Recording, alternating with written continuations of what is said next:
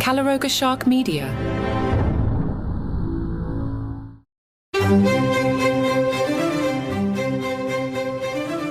Hello and welcome to Palace Intrigue. I am your host, Mark Francis.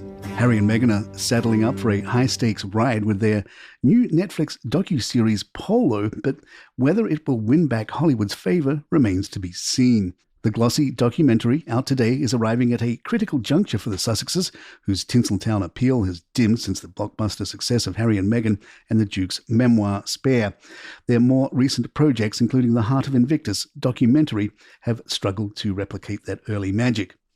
The couple's $100 million Netflix deal reportedly hinges on continued success, and with mounting costs of their Californian lifestyle, like a staggering $3 million annual security bill, the stakes couldn't be higher. But Polo's teaser, heavy on glitz, and Nacho Figueres, Harry's Argentinian polo pal, has raised eyebrows in Hollywood, where execs reportedly expected more focus on the Sussexes themselves. Meghan and Harry appear only as executive producers, leaving Nacho, arguably past his prime as a celebrity, at the center of the narrative.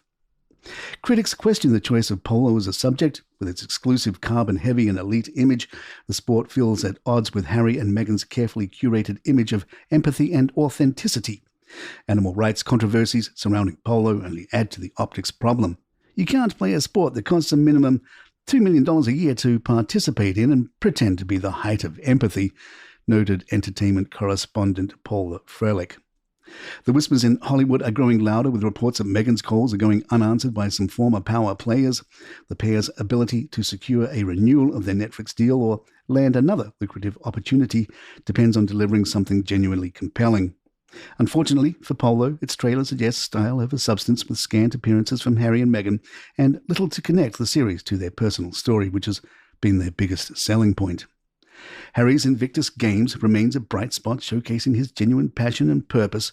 However, as Froelich observes, even that goodwill may not be enough to shift their narrative in the US.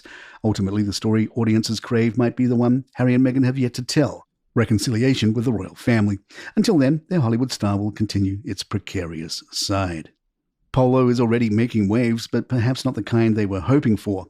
One of its central figures, French-born polo player Louis Devillex, has drawn sharp criticism due to his past.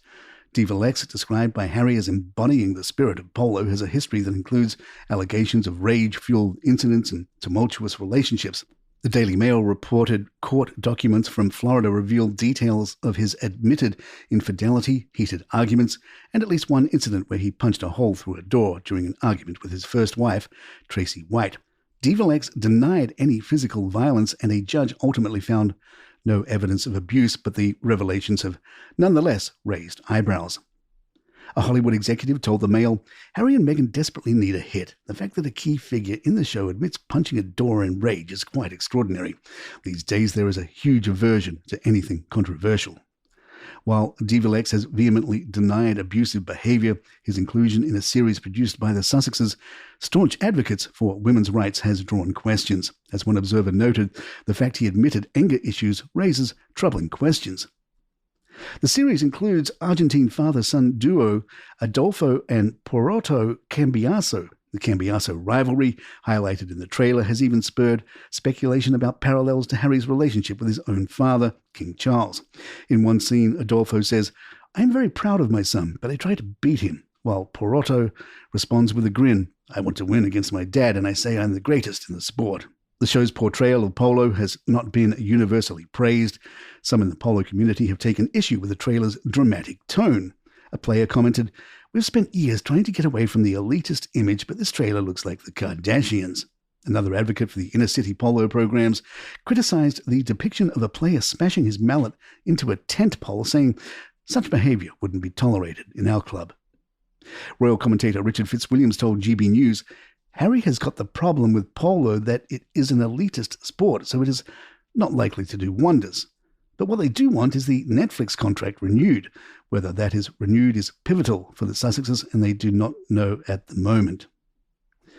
James Haskell, former England rugby player and friend to Prince Harry and Mike Tyndall, has offered a candid take on the royal family and stirred a bit of controversy along the way.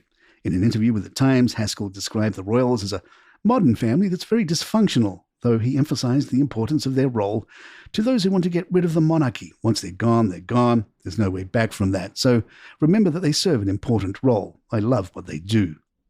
Haskell, who attended both Harry and Meghan's wedding in 2018 and Zara and Mike Tyndall's wedding in 2011, also shared an eyebrow-raising anecdote from the latter event. He admitted to telling an inappropriate joke involving Prince Andrew, which was Prince Andrew was sweating up a storm on the dance floor, but then he realized that everyone was over 18, so he left. Palace Intrigue, we'll be right back. It looks like Edoardo Mapelle-Mozzi is getting into the holiday spirit early this year as he was spotted purchasing a real Christmas tree for his family. Sharing a glimpse on Instagram, Edoardo, who is married to Princess Beatrice, posted a festive story showing a row of beautiful Christmas trees at what appeared to be a garden centre. While he didn't confirm if he found the perfect tree, the timing suggests he had a great selection to choose from. Edoardo and Beatrice, who are expecting their second child, already share a 3-year-old daughter, Sienna. Edoardo also co-parents his 8-year-old son Christopher, known as Wolfie, with his ex-fiancée, architect Dara Wang. Dara has also spoken positively about their co-parenting dynamic, saying, "The more, the merrier," which has allowed Wolfie to thrive in a loving environment with support from all sides.